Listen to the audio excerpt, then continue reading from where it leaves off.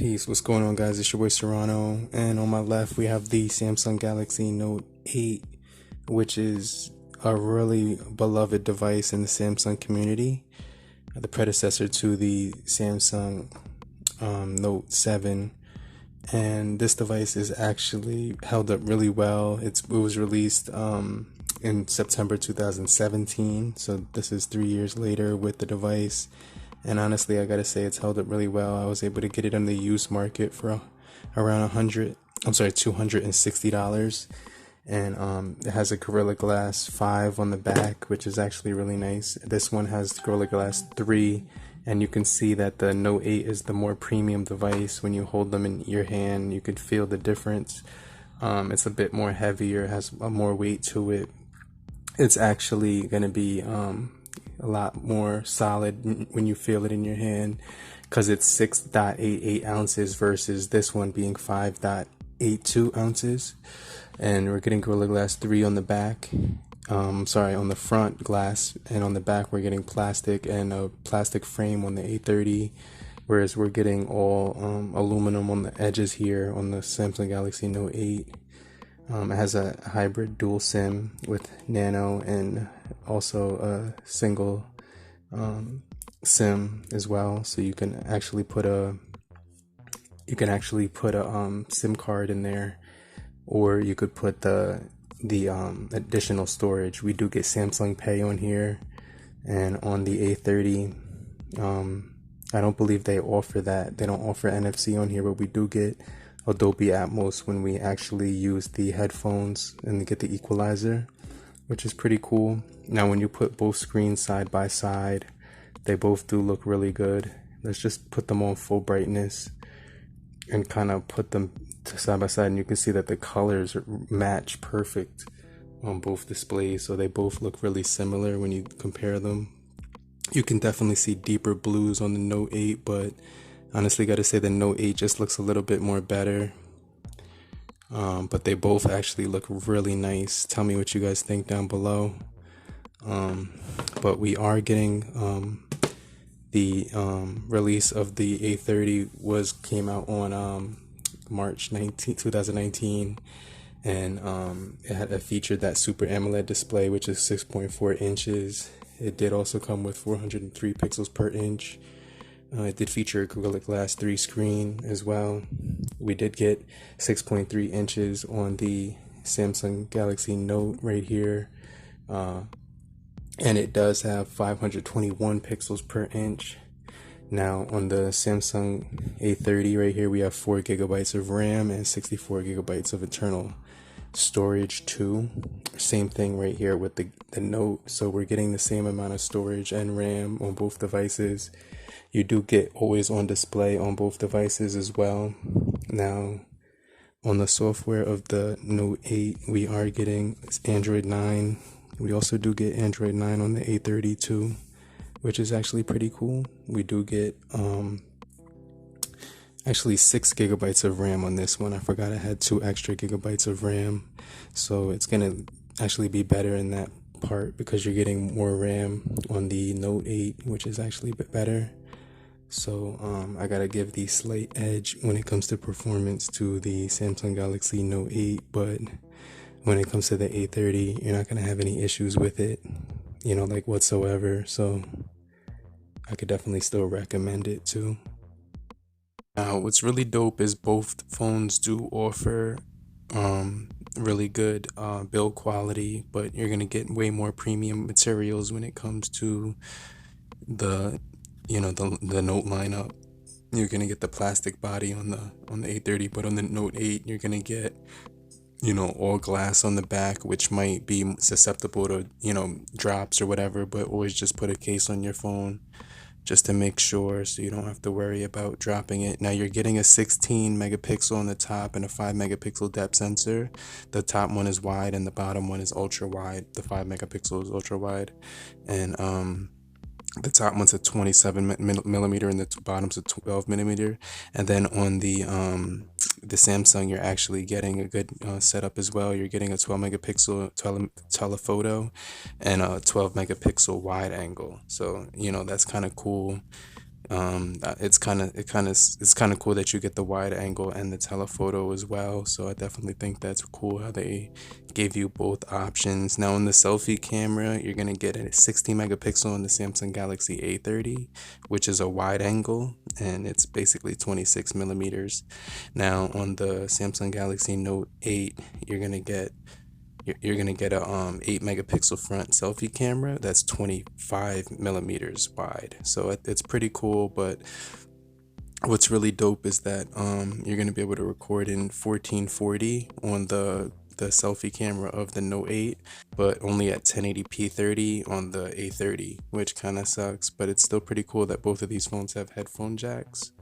And you can still get the pen feature for the Note series, 3.5 millimeter headphone jacks on both, and you do get the 1.0 reversible connection, but the A20 has a 2.0 and the Note 8 has a 3.1 connection with the USB type C connection.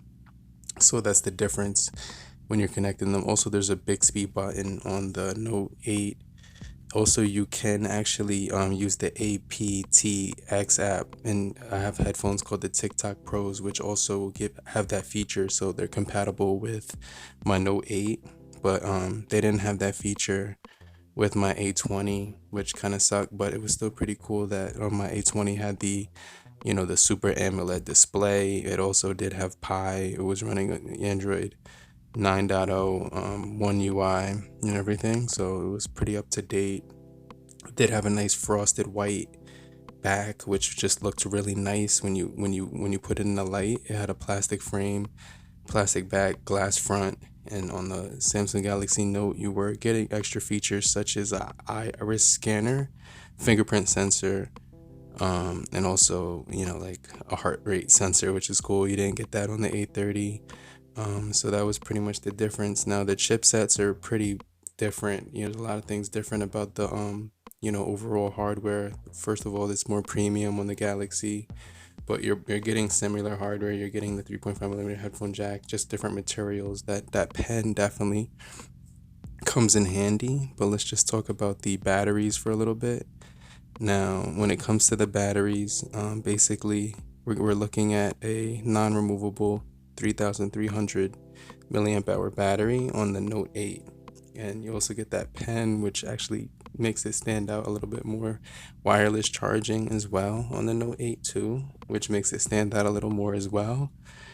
And I definitely think those two features are cool, the NFC and the wireless charging. You also do get fast charging with the quick charge 2.0 as well, which is definitely really sick. So the Note 8 still has a lot of things going for it in 2020 versus the Samsung Galaxy A30 as well. And on the Samsung Galaxy A30, we are getting a 4,000 non-removable milliamp hour battery, and it has fast charging up to 15 watts, which is definitely sick. And then when you turn both screens up at full brightness, they both have a really nice display, and they're both Super AMOLED. They both look really good, honestly. For some reason, like the curved edges and like the higher pixel count on the Note 8 is definitely noticeable on that display. It's got a Gorilla Glass 5, which feels a little bit more premium. The colors are a little bit more deeply more saturated. It also does offer Samsung Pay, which is cool, and IP68 water and dust resistance up to 1.5 meters for 30 minutes. So I think that's really cool that they both offer always on display, because they have the Super AMOLED display technologies, which is definitely sick. So honestly, like, I mean, you're gonna get a more premium experience, like flagship experience, but overall, both phones have really cool features as well. So there's a lot of things going for the A30. It has a really beautiful display. It comes in at 403 pixels per inch, and it just looks really nice. And let's just, you can see they both have similar apps. When you go to the Samsung apps, you can see that they're pretty much like identical when it comes to some of the apps that they do have to offer. I mean, but as far as that, I mean, you are getting HDR10 on the display of the Note 8, which is kind of cool. It first was released Android 7.1.1 Nougat and was upgradable to Pi, but when I got it, it just had Pi automatically. The A30 automatically had Pi as well. So let's just do a speed test. That was the Note 8. I think right there. Tell me what you see down below. Let's do another one. Play Store. And the Note 8 again. That wasn't too bad. That was pretty close. Let's do the browser. And that was, by a long shot. Let's try a different app here. Let's try Spotify. And yeah, the Note 8 is actually killing it right now. Let's try a new app. But as you can see, the Note 8 is definitely it doesn't. A lot of people say that the A30 lags, but what it is that it's just loading. It's not lagging. Like lagging means that maybe it'll stutter. It won't. I haven't really seen it. Yeah, it kind of does stutter a little bit, but let's try Facebook. Okay, that was kind of close. Let's try one of these notifications. The A30 opened up quicker there when you opened up the notification. So, both screens do look gorgeous. You get adaptive brightness or adaptive display or whatever it's called, which is pretty cool. You also do get a 6.4 inch on the A30 and a 6.3 inch on the Note 8. And you can see that there's a bit of a chin and a forehead on the Note 8 as well, whereas you're getting a Infinity U display on the A30, which is kind of cool. Let's do YouTube. And there we go. You got A30 opened up quicker on that one, which is kind of cool. So I definitely think that was pretty sick. So we'll give it to the A30 for that one. But let's just talk about the overall the chipsets that's running inside of these things, because it's always important to talk about that. So when it comes to the overall performance, honestly, they're both pretty close, but honestly, the Snapdragon 835 is a little bit better. You can see some of the colors on both of the displays look kind of comparable, to the naked eye. It does look a little bit more crispy clear with the 1440 versus the 1080, which is, I can definitely tell the difference. And also the 6 GB of RAM is gonna make a little bit difference, but you're also gonna get more battery with the A30. So but both phones do offer comparable battery, but the A30 I would give by a hair. So not by too much. It's not gonna make the biggest difference in the whole entire world, but you are getting the fast charging for both, but you are getting NFC and wireless charging for the Note 8, which is kind of cool. And then overall performance is pretty good. So you can see the colors on both devices are comparable as well with the Super AMOLED technologies. And basically what we're getting in the chipset of the Note 8 is a Kino Exynos 8895 10mm, and on the the A30 we're basically getting a lower chipset, which is basically going to be an Exynos as well, but it's just going to be it's not going to be able to play games like Fortnite and everything like that. It's going to be the Exynos 7904, which is a lot lower, but it has 4 GB of RAM, so it's pretty snappy. It's going to be able to keep up. So we just went into Geekbench 5, and let's just go over some of the different features of each device, because they both are very comparable. As you can see, we are getting the Snapdragon 835 on the Note 8 and on the A30. You can see right there, it does show and present to you the chipset and all the different specifications. So right here, when we go to Geekbench, we open that up, and you can see right here that we got a 553 and a 1349 versus a 270 and a 961. Both have octa-core processors, Android 9, which is pretty cool. The weight in hand is substantial on the left hand side. Right hand side, it's lightweight and easy to hold. Note 8 still really good to hold in the hand. It feels really premium as well. But I do put cases on both, which adds to the weight as well, which gives it more weight. So even if the phone was light, you could just add a case to it and it would make up for the weight difference. But you can see right here, um, that the A30 is like comparable to a Samsung Galaxy S6 or something like that, which is kind of cool. But it's like an older flagship from like 2000 and maybe like 16 or 15 or something.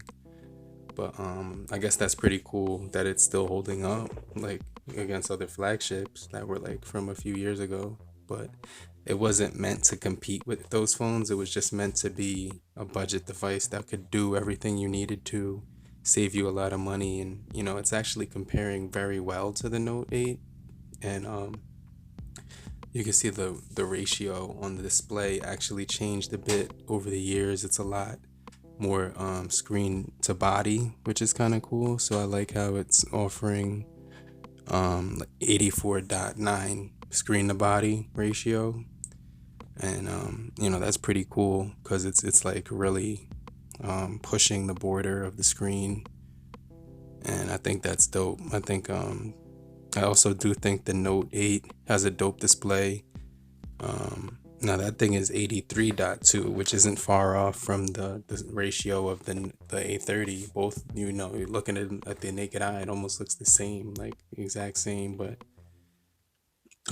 basically the ratio screen to body makes the A30 have a more screen resolution to look at the 6.4 versus the 6.3. So when we're reopening apps, you can see like we don't really get that many reopens. I think there was one reopen on the A30 overall, but that was it. And I thank you guys for staying locked in with me. It's your boy Serrano. If you found this in the least bit helpful or entertaining, hit the like button down below, but make sure you subscribe and hit the bell icon if you did find it helpful. And later, crew. Peace.